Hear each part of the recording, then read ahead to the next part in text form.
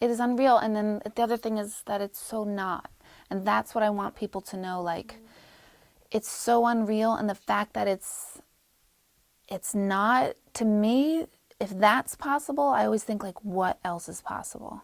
And that's what gives me, like, we've been taught dead is dead. That's it. It's all done. And if that's not the truth, I mean, that just breaks every paradigm known to all of us everywhere.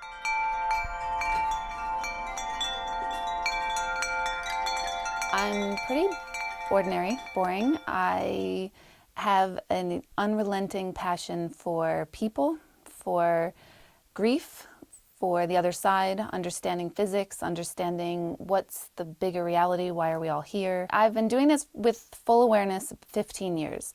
Looking back at my life, I knew that I've been doing this my entire life. My brother died when I was young. He was 4, I was 3, and after he passed, I knew he died. It was very clear. Like, I knew he wasn't physically there, but I also knew he was. So I had this sense that I would talk to him or connect with him with both awarenesses. Physically, he was gone, but something in me knew that he could still hear me, still feel me, and vice versa. But I also thought on some level that I was making it up. 15 years ago, after the birth of my first son, I was at a funeral, of all places, and it was for someone who wasn't terribly close to me, but I felt overwhelming emotion about them. And I had this just absurd reaction to their passing, where I can actually remember I felt like I was the person who died. I felt like I could experience her life review, and I just felt her. It was just this constant pervading, I'm here, giving me messages. I'd hear family members ask, like, I wonder where mom kept her, blah, blah, blah. And I would hear, it's in the bottom drawer of the left side. And I would say, like, I don't know, is it in the bottom drawer left side? Because I'm feeling like I'm crazy at the time. I'm not thinking like, oh, she's talking to me. I'm not thinking that at all. And that whole experience just put me on a whole trajectory. I was actually a huge skeptic of anything psychic. You know, I hate the word psychic. I still hate telling people what I do because people have all these different connotations about what an intuitive is. She says that she likes that someone else made a, she's not calling it a photocopy, but it's a photocopy of like one of her drawings, and it went to a lot of places. Do you understand what that is? Yes, I do. Okay, she loves that. It would be a tattoo. Oh, I got chills on that too. I can't believe somebody got it all the way up their arm. Who did that? My little sister. Okay, I can't believe that. I can't believe she got it all the way up the arm. I can't believe that. Can't believe it. It's quite big. A medium is someone who has the ability to connect with people who have passed. So I have a thought or a feeling that we're all mediums. That's not a thing that just I can do, or John Edward, or any other medium that we know of. It's an innate skill that we all possess. We all have this ability to connect with our loved ones, and we're just not aware of it. And that made me figure, like, oh, let me just try this for other people, let's see. So I used to do what I called psychic parties, and I'd go to people's houses and I'd read, because I was trying to test it. And I just kept practicing it and just kept sitting with people and seeing what I can pick up on and feel and sense. And every time people go, oh my gosh, this is unreal. It's a whole intuitive, you know, sense that I can give to people. So that's rewarding.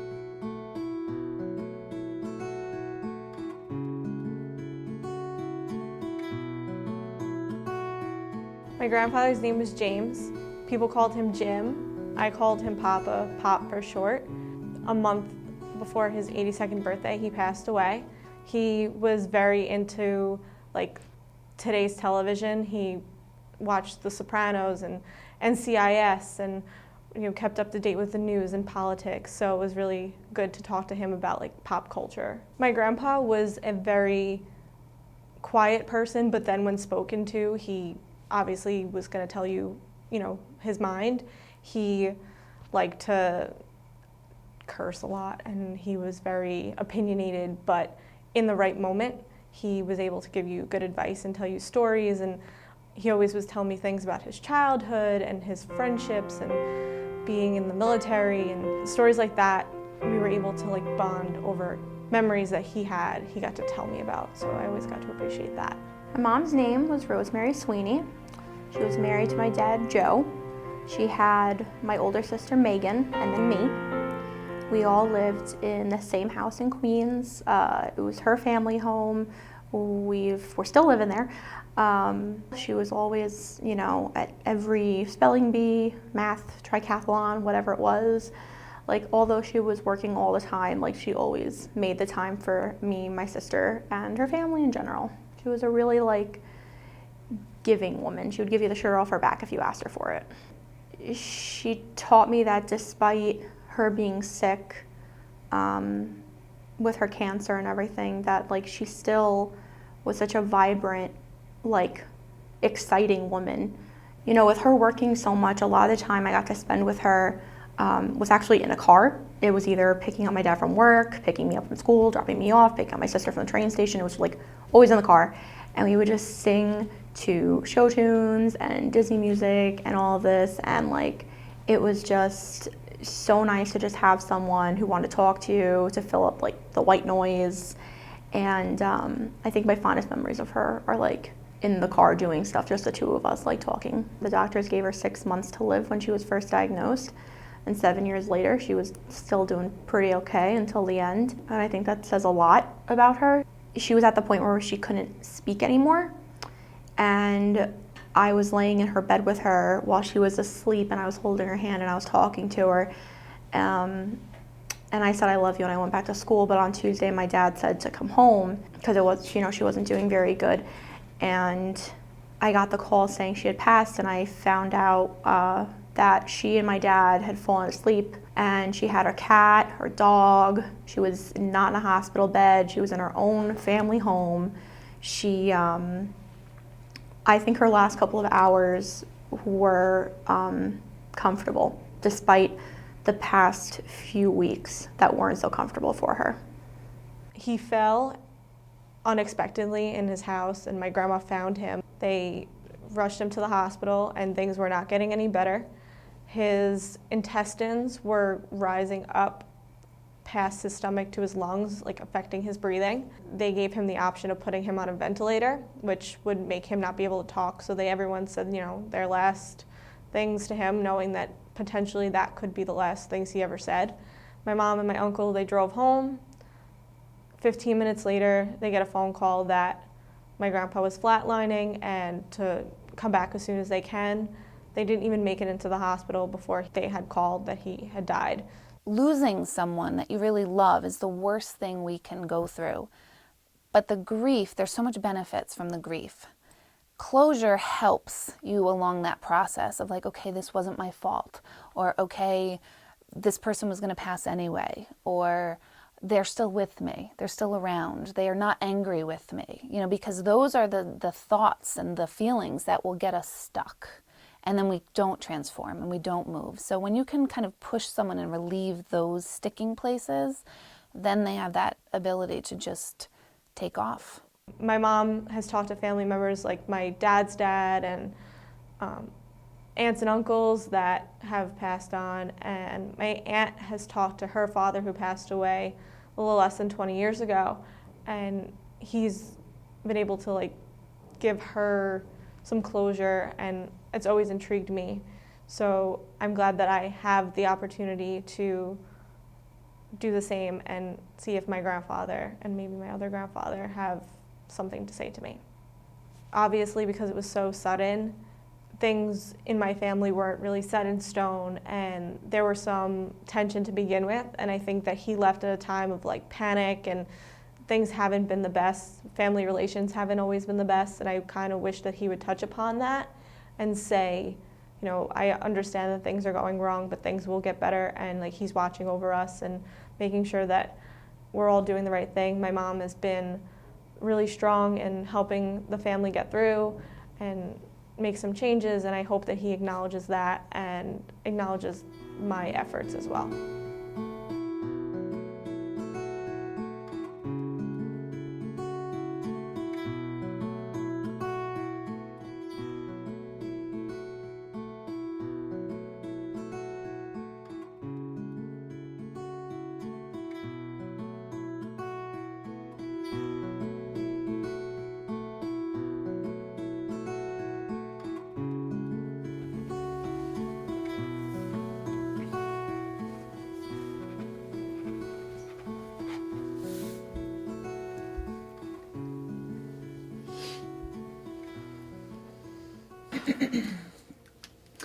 Okay, so I start all that tuning in and writing, and I use. Oh my God. I know that makes people crazy. Like, what are you writing?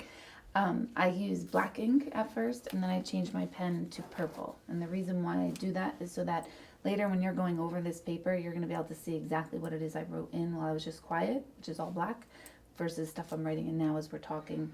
Or if I ask you for a first name, I might say, oh yeah, I have that name right here. You'll know I really did because it's in black ink and not purple. I always try to think like a skeptic, and I always try to be as transparent as possible with everything. So the black is first. Okay. Sometimes if someone was very private, quiet, shy here in life, they're not going to all of a sudden become these like chatty, boisterous energies. Partly because if I describe them that way too, you would say, that doesn't sound anything like him or her. Let's get the first name of the people you want to connect with so that I can kind of push. You want me to everybody give you a else. name? Yeah. Jim or James? James. And who is that? My grandfather. That is mom's Dad. Okay. Your dad's father is passed, says your grandfather, because he's actually kind of like just, he's saying he's not the main one, and he's totally fine with that, but he wants to make sure, like, he's adorable. There's got this totally adorable energy about him, but he says that you don't know that he's there. So, or you don't think that he's there. So he wants to make sure that you, no, here you go. He wants to make sure that you know that his energy is also present around you too. There's a part of him that comes across a little cranky, a little ornery as well. So, okay. Because that's what I'm saying, he's not quiet. Like, I can't believe he didn't jump out and go, what the hell is this? What is this crap? You know, but he didn't do it that way. But once I focus in on him, he's not like your dad's dad. Your dad's dad's like a little sweetheart. Yeah. This one is a little grumpy. That's really funny that you said that. He's a little cursor too. Oh, You know, like, 'cause he's like, God damn it, motherfucker. That's what, I love the cursors. I really do. 'Cause they make me laugh. And did he have a very quick passing? One day. Here today, gone tomorrow, right? He also had heart issues too, though, because he's shown me. Because I've asked him what was the final thing you passed of, and I couldn't get between lung and heart. It feels like, I don't know if that's congested heart failure or what, but it's in between the two, and that's all he's giving me. He gets really annoyed that like someone actually even tried to help him. Like they tried to get him medical care. He pisses him off. Like he doesn't want it. And he's really not, like, he's fine with all that now, just so you know. Like, he's not like on the other side going, oh, what the hell. Now, he's saying he's sorry he made everything confusing for everybody. So the rest of the family after his passing was like in chaos. I have a lot of chaos. So he's saying, I know, I have chills on that. So he's saying he is sorry, and this is not a man that in physical life would go, hey guys, I'm sorry. But he is acknowledging, like, he created chaos is literally the word he's using. He did. He's actually saying your mom, like, almost stood up for him more than he deserved.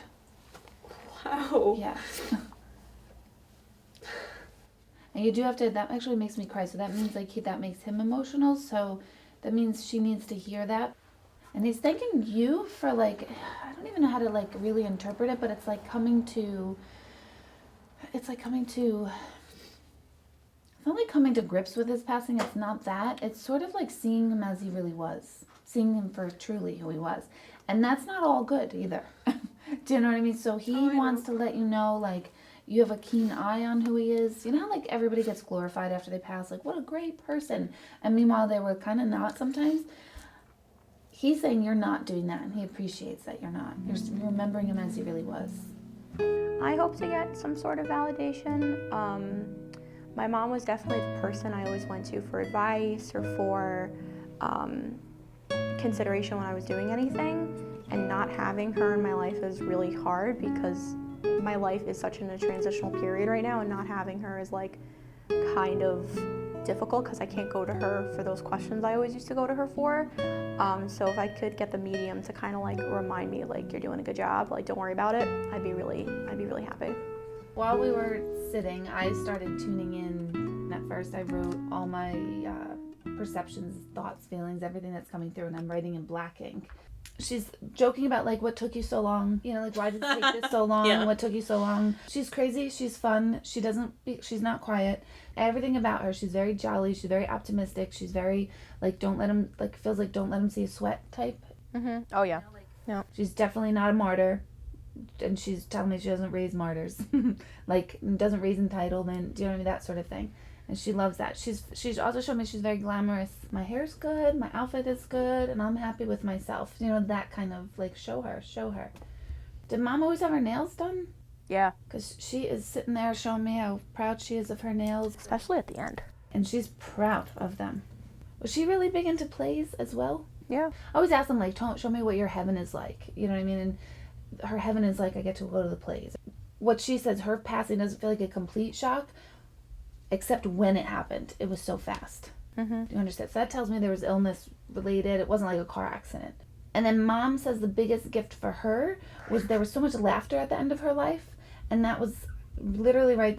I write, she says, honey, that was the best. That was the best. Like, she had a lot of laughter around her. And I really do believe that she means the end. You know, the last, like, 2 days. Mm-hmm. There was a lot of laughter. And she said that was the best. Even though this is illness, she's still saying you didn't get to actually sit with her to say goodbye. Yeah. When she talks about the end, she doesn't want to talk about it. Well, she's freaking better, my God. Yeah, I know. I'm nailing her down. Don't worry. Were you in charge of all this? Yeah. Do you have to make all the decisions? Because I just got chills on that. She also keeps telling me to tell you how thin and fit she is, and she's doing this. Like, show her how happy, healthy I am, and it's not just healthy, like not cancer, not illness. It's like healthy. Oh, she finally got healthy in heaven? Oh, wow. All right. She's saying she can't believe that you still went to school through this. I was supposed to not go to school. I was supposed to take a year off. Okay, so she's amazed. Like, she's in awe. So she'll give you the awe credit. She's not going to go there to the emotional stuff. So I'm trying to get her to be serious about it, and she's really kind of not. Where I feel like she tries to push away, like, any serious emotion or sad emotion. So I sense that she's sort of like, but it's okay, it's all right, it's all fine. But I'm like, it probably isn't for her, so can we talk about that? So I'm having this conversation with her, but she's definitely kind of skirting around the issue. You can yell at her, it's fine. Don't worry, I will. They yell at me too. Thank you. I appreciate this. We love you and you know it. Mm. I thought that the reading was very, very thorough and interesting. I really thought that the writing portion that Deborah did was nerve-wracking because I didn't know who was coming in to her and what she was writing down, but then when I received it afterwards, it all made sense. And even though there were some things that she didn't touch upon, she still got things that were really spot on, and it surprised me more than I would have expected. The closure I got was definitely more validation than anything because I was expecting it to kind of like be a little depressing, I guess you could say, but it was actually very just comforting, and it was very nice to have someone else who has no idea who you are, never met you before in your life, just tell you like these crazy things about your past loved ones, and it was a good step in the right direction, I think.